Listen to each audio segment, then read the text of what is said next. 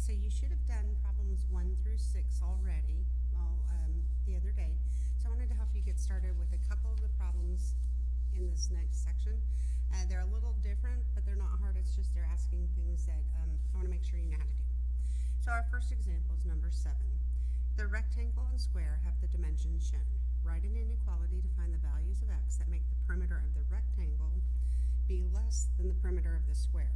So we want the rectangle to be less than the square, okay? So we know we have this inequality. Perimeter is when you add up all the sides. So remember, this is actually 5x, and this is actually 2x plus 4. So to get the perimeter of the rectangle, I'm going to say 2 times 2x plus 4, because there's 2 of them, plus 2 times 5x. And I want that to be less than this, which all 4 sides are 4x, so the 4 sides are all the same. So I can do that. And then you're going to have to do some math to figure it all out. But from there, it should not be too bad. All right, I also want to do problem number 8. 8, Tom wants to go to Hawaii. Don't we all? His plane tickets cost $450, and each day he will spend about $30 for a rental car, $55 for a hotel room, and about $45 for food. How many days can he stay in Hawaii if he's willing to put up to $1,230 for the whole trip? So just to get there and back, Tom's going to spend $450, okay? Plus $30 a day for a car. I'm going to use D for day. $55 per day for a hotel. And about $45 per day for food. And he does not want to spend more than $1,230. So you're going to have some like terms there you're going to want to combine and go ahead and solve it from there. The next one I want to show you is problem number 12. This one's a little different, but mathematically it'll be easy to solve. Emma is a babysitter who charges $6 an hour for the first child and $1.50 for each additional child. How many children does she have to babysit if she was making at least $9 an hour? So we're talking about hourly rate.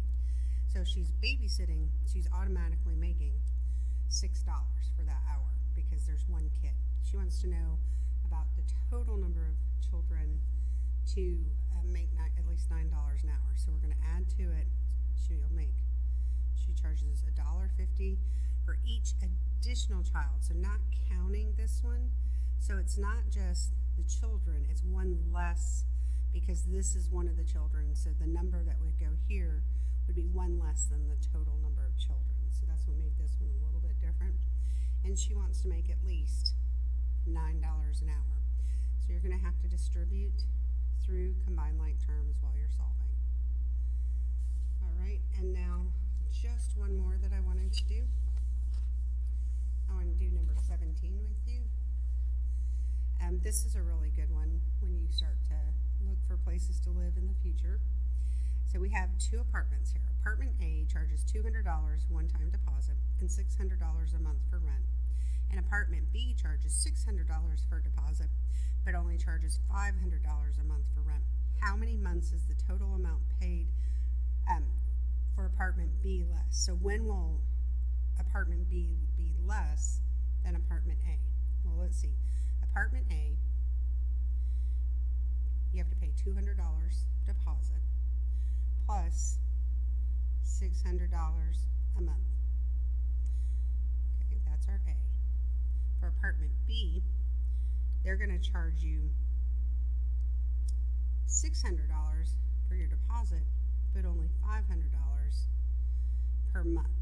I want to know when apartment B will be less than apartment A. That means A is more. So I'm going to stick that inequality in. All right, so that should help you get started. The problem types sometimes repeat, so here on number 13, there's another one of those, which one has larger, smaller. So you already have a model how to do this. Make sure you go back and check. Let me know if you have any questions. See you in class.